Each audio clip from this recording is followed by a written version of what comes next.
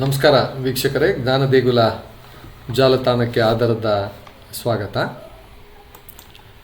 ಇಂದು ವಿಷ್ಣು ಸಹಸ್ರನಾಮದಲ್ಲಿ ಬರ್ತಕ್ಕಂಥ ಸರ್ವವಾಗೀಶ್ವರೇಶ್ವರ ಅಂತಕ್ಕಂಥದ್ದು ಒಂದು ವಿಷ್ಣು ಸಹಸ್ರನಾಮ. ಇದು 86ನೇ ಶ್ಲೋಕದಲ್ಲಿ ಬರುತ್ತೆ.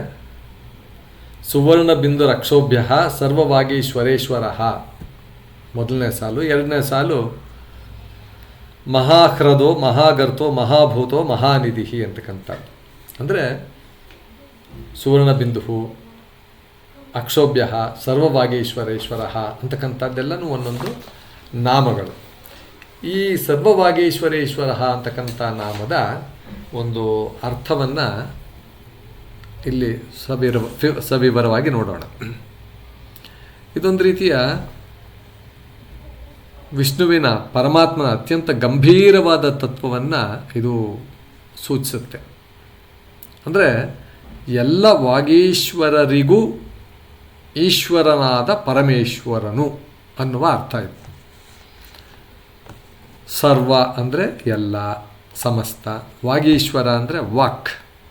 ವಾಕ್ ಅಂದರೆ ಮಾತು, ಈಶ್ವರ ಅಂದರೆ ಅದಕ್ಕೆ ಮಾತಿನ ಅಧಿಪತಿ, ವಾಗ್ವೈಭವ ಹೊಂದಿರುವ ಅವನು ಅಂತ ಈ ರೀತಿಯಲ್ಲಿ ಹೇಳ್ಬೋದು. ವಾಗೀಶ್ವರ, ಈಶ್ವರ ಅಧಿಪತಿ, ನಿಯಂತ್ರಕ, ಸ್ವಾಮಿ ಅಂತಕ್ಕಂಥದ್ದು ಅದರ ಅರ್ಥ. ಅಂದರೆ ಎಲ್ಲ ವಾಗೀಶ್ವರರಿಗೂ ಅಧಿಪತಿಯಾದ ಪರಮೇಶ್ವರನು. ಇಲ್ಲಿ ಕೇನೋಪನಿಷತ್ತಿನಲ್ಲಿ ಒಂದು ತತ್ವ ಇದೆ.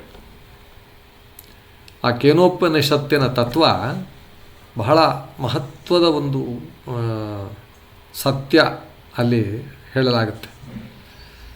ಈ ನಮ್ಮ ದೇಹದಲ್ಲಿ ಇರುವ ಪಂಚೇಂದ್ರಿಯಗಳು, ಕಣ್ಣು, ಕಿವಿ, ನಾಲಿಗೆ, ಕೈಗಳು, ಕಾಲುಗಳು, ಕರ್ಣೇಂದ್ರಿಯಗಳು ಮತ್ತು ಇದು ಎಲ್ಲ ಕರ್ಮೇಂದ್ರಿಯಗಳು ಎಲ್ಲವೂ ಸೇರಿದೆ. ಇವುಗಳೆಲ್ಲವೂ ಸ್ವತಃ ಕಾರ್ಯ ಮಾಡುವುದಿಲ್ಲ. They are only instruments. ಯಾಕೆಂದರೆ ಅವು ಜಡವಾದ ಪದಾರ್ಥಗಳಿಂದ ನಿರ್ಮಿತವಾಗಿದೆ. ಪಂಚಭೂತಗಳಿಂದ ನಿರ್ಮಿತವಾದದ್ದು ಕಣ್ಣು, ಕಿವಿ, ನಾಲಿಗೆ, ಕೈಗಳು, ಕಾಲುಗಳು ಎಲ್ಲವೂ ಅಷ್ಟೆ. ಇವುಗಳು ಕಾರ್ಯ ಮಾಡಲು ಶಕ್ತಿ ನೀಡುವುದು ಯಾವುದು ಅಂತಂದರೆ ಅದರ ಹಿಂದೆ ಇರತಕ್ಕಂಥದ್ದು ಮನಸ್ಸು ಮತ್ತು ಬುದ್ಧಿ. ಮನಸ್ಸು ಮತ್ತು ಬುದ್ಧಿ ಹೇಳುತ್ತೆ, ಕಣ್ಣು ನೋಡು, ಕಿವಿ ಕೇಳ್ಕೊ, ನಾಲಿಗೆ ರುಚಿ ನೋಡು, ಕೈಗಳಿಂದ ಕೆಲಸ ಮಾಡು, ಕಾಲುಗಳಿಂದ ಮುಂದಕ್ಕೆ ಚಲಿಸು ಎಲ್ಲ ಹೇಳುತ್ತೆ ಮನಸ್ಸು ಮತ್ತು ಬುದ್ಧಿಯಿಂದ.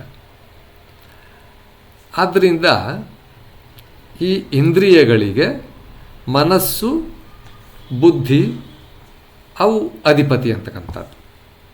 ಇನ್ನು ಸ್ವಲ್ಪ ಮುಂದಕ್ಕೆ ಆಳವಾಗಿ ಹೋಗೋಣ. ಇನ್ನು ಆಳವಾದ ತತ್ವದಲ್ಲಿ ಈ ಮನಸ್ಸು ಮತ್ತು ಬುದ್ಧಿ ಕೂಡ ಇದೆಯಲ್ಲ, ಇದು ಸ್ವತಃ ಚಲಿಸುವುದಿಲ್ಲ. ಇವು ಏನು ಕೆಲಸ ಮಾಡಲ್ಲ.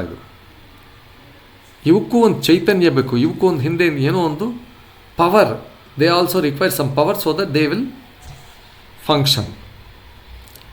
ಇದರ ಹಿಂದೆ ಇರತಕ್ಕಂಥದ್ದು ಪರಮಾತ್ಮನಾದ ಶ್ರೀ ನಾರಾಯಣನ ಚೈತನ್ಯ ಅಂತಕ್ಕಂಥ ಚೈತನ್ಯ. ನೀವು ಅವನೇನಾದರೂ ಕರೀರಿ, ನಾರಾಯಣ ಅಂತ ಕರೀರಿ, ವಿಷ್ಣು ಕರೀರಿ, ಶಿವ ಅಂತ ಕರೀರಿ, ಏನಾದರೂ ಕರ್ಕೊಳ್ಳಿ. ಆದರೆ ಅಲ್ಲೊಂದು ಚೈತನ್ಯ ಇದೆ.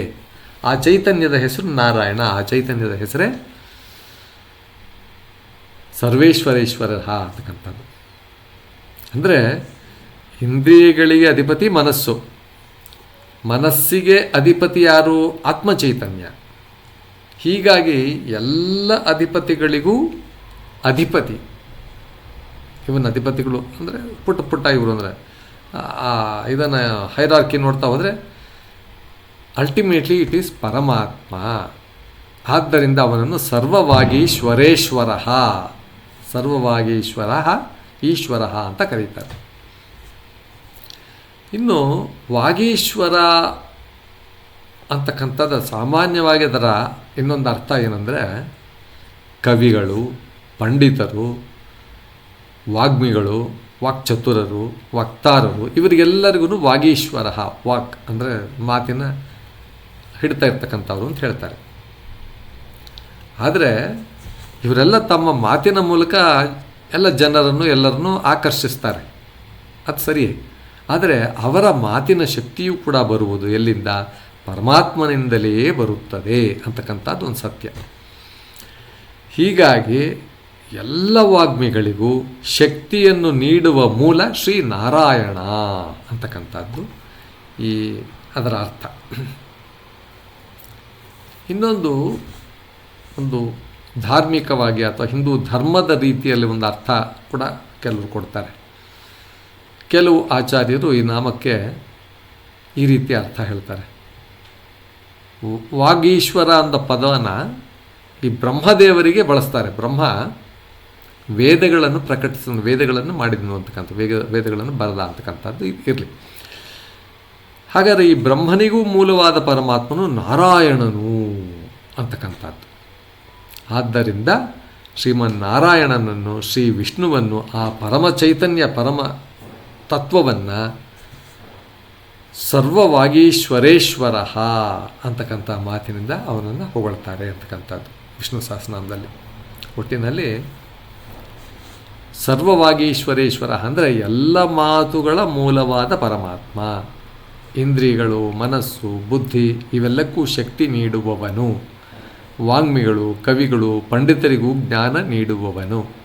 ಬ್ರಹ್ಮಾದಿ ಅವರೆಲ್ಲ ಯಾಕೆ ಬ್ರಹ್ಮಾದಿ ದೇವತೆಗಳಿಗೂ ಅಧಿಪತಿಯಾದ ಶ್ರೀನಾರಾಯಣನು ಅನ್ನುವ ಅರ್ಥದಲ್ಲಿ ನಾವು ಸರ್ವವಾಗೀಶ್ವರೇಶ್ವರ ಅಂತಕ್ಕಂತಹ ಪದವನ್ನು, ಆ ನಾಮವನ್ನು ಅರ್ಥ ಮಾಡಿಕೊಳ್ಳಬೇಕು. ವೀಕ್ಷಕರೇ, ಇಷ್ಟು ವಿವರಣೆಯೊಂದಿಗೆ ಈ ಪ್ರಸಂಗವನ್ನು ಇಲ್ಲಿ ಮುಕ್ತಾಯ ಮಾಡುತ್ತಿದ್ದೇವೆ. ಎಂದಿನಂತೆ ಲೈಕ್, ಶೇರ್ ಮತ್ತು ಸಬ್ಸ್ಕ್ರೈಬ್ ಮಾಡಿ. ಕಮೆಂಟ್ಸ್ ಬಾಕ್ಸ್ನಲ್ಲಿ ತಮ್ಮ ಕಮೆಂಟ್ಸ್ಗಳನ್ನ ಮೂಡಿಸಿ ಅಂತ ಕೇಳ್ಕೊಳ್ತಾ ನಮಸ್ಕಾರ ವೀಕ್ಷಕರೇ.